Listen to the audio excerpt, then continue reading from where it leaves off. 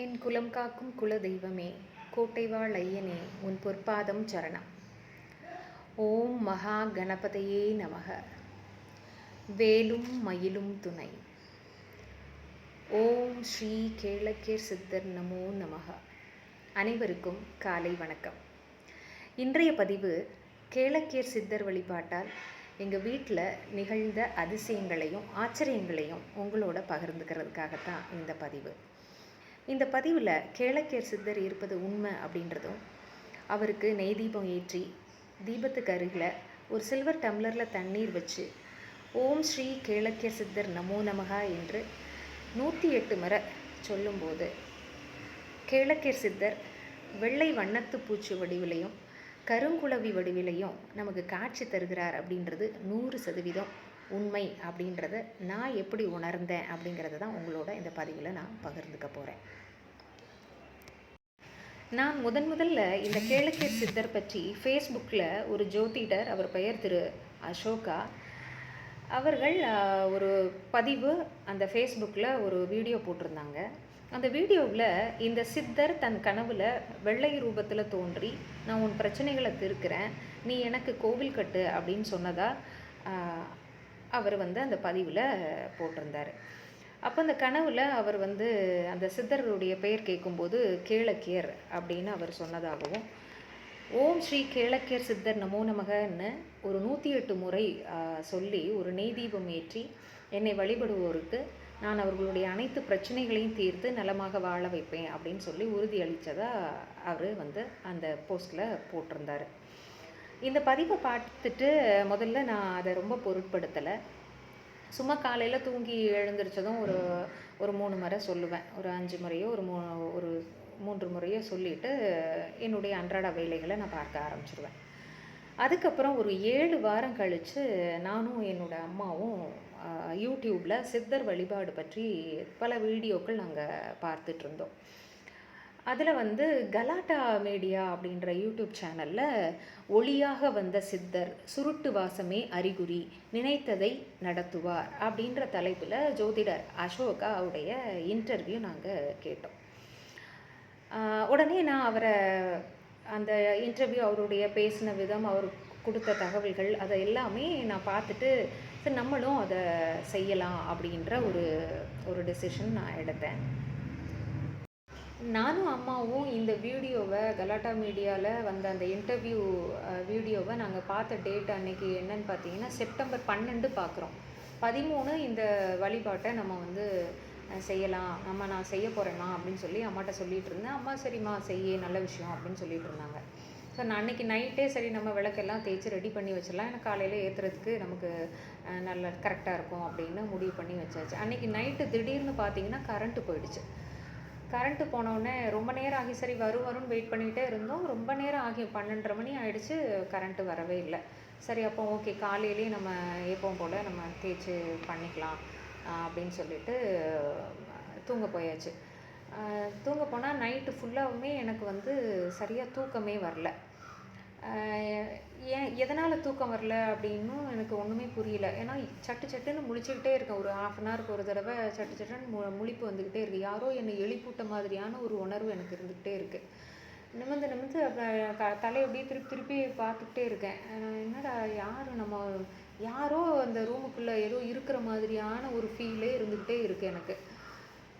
தலையை தூக்கி கீழே படுத்துகிட்டே அப்படி எழுந்திரிச்சு அப்படியே பார்த்துக்கிட்டே இருக்கேன். என்ன இது நமக்கு ஒரு மாதிரி வித்தியாசமான ஒரு உணர்வாக இருக்குது அப்படின்னு சொல்லிட்டு அதுக்கப்புறம் இடையில ஏதோ கொஞ்சம் நேரம் தூங்கியிருப்பேன்னு நினைக்கிறேன். அப்போது எனக்கு என்ன ஒரு கனவுல எப்படி வருது அப்படின்னா, ஒரு கருப்பு உருவம், ஒரு ஜைஜாண்டிக்கான ஒரு உருவம், அது முதுகு பக்கம் அப்படியே ஜைஜாண்டிக்காக யாரோ உட்கார்ந்துருக்கிற மாதிரியான ஒரு கருப்பு உருவம் உட்கார்ந்துருக்கிற மாதிரி ஒரு உருவம் தெரியுது. அதுக்கப்புறம் ஒரு கோவில், அந்த கோவிலில் உள்புறம், அதாவது மூலஸ்தானத்தில் அதனுடைய நிலை கதவு, அந்த வாசல் எனக்கு தெரியுது. இந்த 2 மட்டும் எனக்கு தெரியுது. அப்புறம் நான் முழிச்சிட்டேன். ஒரு 3:30 மணிக்கெல்லாம் முழிச்சாச்சு. ஆல்ரெடி நான் ஆகஸ்ட் 25ஆம் தேதியிலிருந்து முருகனுக்காக ஒரு 48 நாட்கள் ஒரு வேண்டுதல் வச்சு நான் ஆல்ரெடி விரதத்தில் தான் இருந்துகிட்ருக்கிறேன். அப்போது 13ஆம் தேதி அன்னைக்கு நான் செப்டம்பர் 13 இந்த நம்ம இந்த சித்தர் வழிபாட்டையும் நான் தொடங்கலான்னு முடிவு பண்ணி வச்சுருக்கிறேன். அதுக்கப்புறமா காலையில் எழுந்திரிச்ச உடனேயே எனக்கு ஒரே குழப்பம், என்னடா நைட்டு ஃபுல்லாக தூக்கமும் வரல, கொஞ்சம் வித்தியாசமாக நம்ம இருக்கே, நம்ம ஏதோ பயப்படுறோமோ, இதை செய்யலாமா வேண்டாமா? ஏன்னா அந்த கமெண்ட்ஸில், அதாவது அந்த கலாட்டா மீடியாவில் அந்த வீடியோ பார்த்தேன் இல்லையா, அது கீழே அவங்க நிறைய பேர் கொடுத்துருக்குற கமெண்ட்ஸ் பார்த்தீங்கன்னா, நான் வந்து ஆல்ரெடி நான் அந்த பூஜை பண்ணேன், இந்த பூஜை பண்ணும்போது எனக்கு பின்னாடி யாரோ வந்து என்னை தொட்ட மாதிரி ஒரு ஃபீல் இருந்தது, வெள்ளையாக ஒரு உருவம் என்னை கிராஸ் பண்ணி போன மாதிரி இருந்தது, அதுக்கப்புறம் வீட்டுக்குள்ளே வந்து வெள்ளை வண்ணத்து பூச்சி வந்தது, அதுக்கப்புறம் கருங்குளவி வந்தது, நாங்கள் சித்தருக்காக வச்சுருந்த தண்ணீரினுடைய அளவு குறைஞ்சிருந்தது, என்னுடைய மனைவிக்கு ரொம்ப நாளாக கிட்னியில் கல் இருந்து 1 மாத காலமாக ரொம்ப அவஸ்தைப்பட்டுட்டு இருந்தாங்க. 2 நாள் இந்த பூஜையை பண்ணி நான் மந்திரம் சொன்னதுக்கப்புறம் 2வது நாள் அவங்களுக்கு வந்து இந்த கல் வந்து தானாகவே வெளியேறிச்சு, அவங்க வந்து இப்போ ரொம்ப ஹெல்த்தியாக இருக்காங்க. இப்படி பல கமெண்ட்ஸு, பாசிட்டிவான கமெண்ட்ஸ் நான் அதில் படிக்கிறேன். அதில் ஒரே ஒரு கமெண்ட், பின்னாடி யாரோ கை வச்சு என்னுடைய ஷோல்டரில் கை வச்சு அழுத்தின மாதிரியான ஒரு ஃபீல் இருந்தது அப்படின்னு சொல்லி அந்த இது பார்த்த ஒன்று மட்டும் அதுவும் அதே மாதிரி டம்ளரில் தண்ணீரினுடைய அளவு குறைஞ்சிது. அதுக்கப்புறம் சில பேர் சொல்லியிருந்தாங்க சுருட்டு வாசனை வந்தது, விபூதி வாசனை வந்தது அப்படின்லாம் அந்த கமெண்ட்ஸில் கொடுத்துருக்காங்க. ஏதோ ஒரு கமெண்ட்டு அது ஏதோ நம்மளை பாதிச்சிருக்குமோ, அதை நம்ம யோசிச்சுட்டே படுத்திருந்தோமா, ஒருவேளை அதனால் நமக்கு தூக்கம் வரலையோ அப்படின்னு நினச்சிட்டு, சரி பரவாயில்ல, எதுவாக இருந்தாலும் நமக்கு சித்தர் வழிபாடுங்கிறது ஒரு பாசிட்டிவான விஷயம். அதுவும் இந்த முருகனுடைய இந்த 48 நாள் விரத நாட்களில் நமக்கு இந்த சித்தர் பற்றின ஒரு அறிமுகம் வந்து நமக்கு தானாக வருது அப்படின்னா, ஓகே நம்ம அது ஒரு பாசிட்டிவாக எடுத்து நம்ம செய்வோம் அப்படின்னு சொல்லிட்டு முடிவு பண்ணிட்டு, முதல்ல செய்ய வேண்டான்னு முடிவு பண்ணி, அதுக்கப்புறம் திருப்பி காலையிலே மனசை மாற்றிட்டு ஓகே செய்யலாம் அப்படின்னு சொல்லிட்டு முடிவு பண்ணி நான் குளிக்க போயிட்டேன்.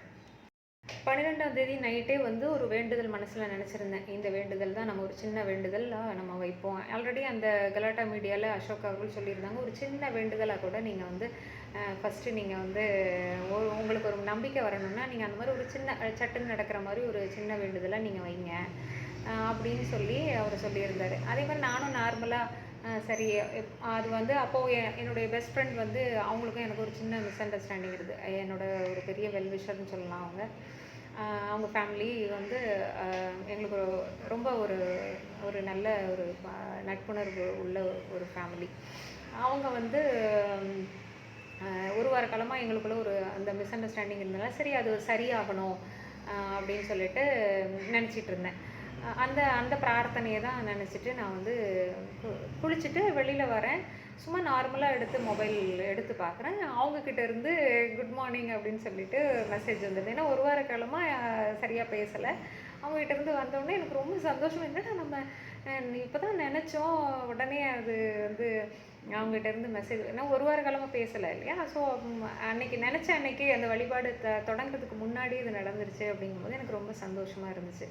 சரி ஓகே அப்படின்னு சொல்லிட்டு அந்த பூஜை பண்ணுறதுக்காக என்ன பண்ணேன், அந்த கபோர்டை வந்து ஓப்பன் பண்ணும்போது பார்த்தா பண்ணிவிட்டு விநாயகர்கிட்ட, குலதெய்வத்திட்டையும் விநாயகர்கிட்டையும் வேண்டுறேன், நான் இன்றைக்கி இந்த மாதிரி புதுசாக சித்தர் வழிபாடு நான் வந்து இன்றைக்கி ஸ்டார்ட் பண்ணுறேன், அதுக்கு நீங்கள் வந்து துணையாக இருக்கணும் அப்படின்னு சொல்லி வேண்டும்போது விநாயகர் சொல்லி கூட முடிக்கலை. அந்த வேண்டுதலை மனசுக்குள்ளே நினச்சி கூட முடிக்கலை. அதுக்குள்ளேயும் விநாயகருடைய வலது பக்கம் ஒரு பெரிய விநாயகர் எங்கள் வீட்டில் இருக்கார்.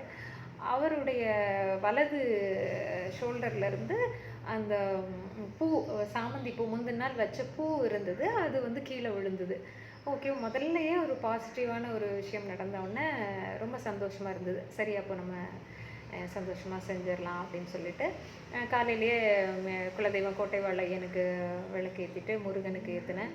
அப்புறம் வாராகி அம்மன், சிவனுக்கு, சாய்பாபாவுக்கு ஏற்றிட்டு, அப்புறம் சித்தருக்கும் விளக்கு ஏற்றிட்டு பக்கத்தில் ஒரு டம்ளரில் ஒரு சின்ன பானையில், எப்போவுமே வாராகி அம்மனுக்கு அந்த இதில் வந்து பானகம் வைப்பேன். ஸோ அந்த பானையிலே நான் சின்னதாக கொஞ்சமாக தண்ணியை எடுத்து வச்சுட்டு நெய்வேத்தியத்திற்காக காஞ்ச திராட்சை வச்சு 108 முறை மந்திரம் சொன்னேன்.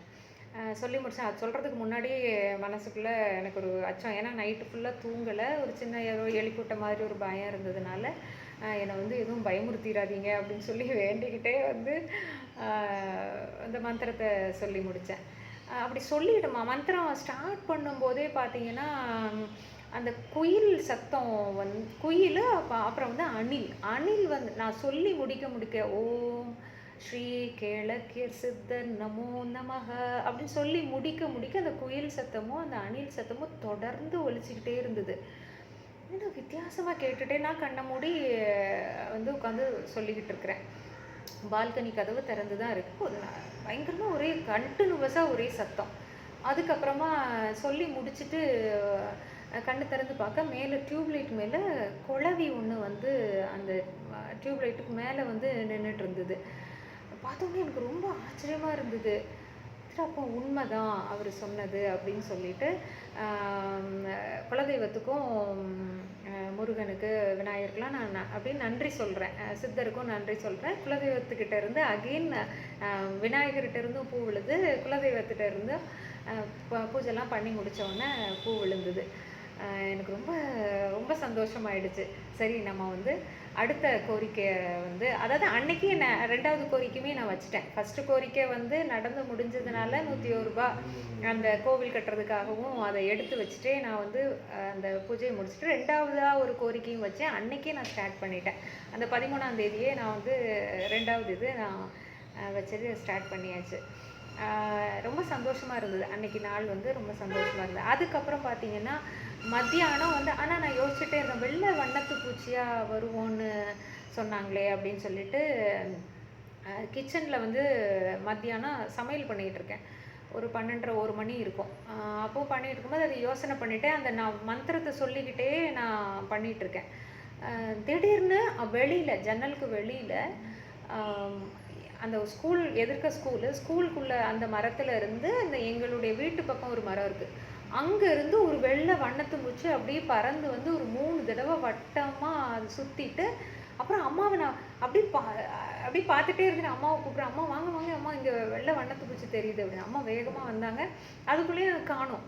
ஆனால் அம்மாவுக்கு ஐயோ எனக்கு தெரியலையே அப்படின்னு ஒரு மாதிரி அவங்களுக்கு கொஞ்சம் ஒரு மாதிரி வருத்தமாக இருந்துச்சு. நான் நினச்ச உடனே அவங்களுக்கும் திருப்பி கீழே இருந்து அப்படியே மேலே வந்து கண்ணில் பட்டுது, அவங்க கண்ணுக்கும். அப்புறம் ஒரு சின்ன அந்த குளவி, ஆல்ரெடி அந்த மரத்தில் நிறைய குளவி இருந்தாலும் அந்த நேரம் வந்து அந்த வெள்ளை வண்ணத்து பூச்சி எங்கள் வீட்டுக்குள்ளே அடிக்கடி வண்ணத்து பூச்சி வரும். வண்ணத்து பூச்சி எப்படி வரும் அப்படின்னு கேட்டிங்கன்னா, அந்த மரப்பட்டை கலரில் ஒரு வண்ணத்து பூச்சி வரும் இல்லையா, அந்த ஒரு கலரில் தான் வந்து வரும். அடிக்கடி அந்த பட்டர்ஃப்ளை தான் வீட்டுக்குள்ளே வரும். பெருசாக இருக்கும் அந்த பட்டர்ஃப்ளை. ஒரு நாள் வெள்ளை வண்ணத்து பூச்சி அப்படின்னு ஒரு நாளும் வந்ததே இல்லை. எல்லோ கலர்லலாம் வந்திருக்கு, பிளாக் கலரில் வந்திருக்கு. இந்த மாதிரி வெள்ளை வண்ணத்து பூச்சின்னு ஒரு நாளும் வந்ததில்லை. அப்போ வெளியில் அந்த ஜன்னல் வெளியில் பார்க்கும்போது வெள்ளை வண்ணத்து பூச்சி அந்த குளவியும் பார்க்கும்போது, ஏன்னா ஆல்ரெடி காலையிலையும் குளவி வந்துருந்தது. ஸோ கனெக்டடாக இருந்தது. அவங்க சொன்னது இந்த மாதிரி இந்த பூஜை ஆரம்பித்தா அந்த மாதிரி நமக்கு காட்சி கொடுப்பார் அப்படின்னு சொன்னது எல்லாமே ஓகே 100% அப்போ உண்மைதான் அப்படின்றது வந்து ரொம்ப அந்த ஃபஸ்ட் டே அந்த வழிபாடு வந்து ரொம்ப ஹாப்பியாக ரொம்ப சந்தோஷமாக அது நிறைவாக இருந்துச்சு எனக்கு. நன்றி, வணக்கம்.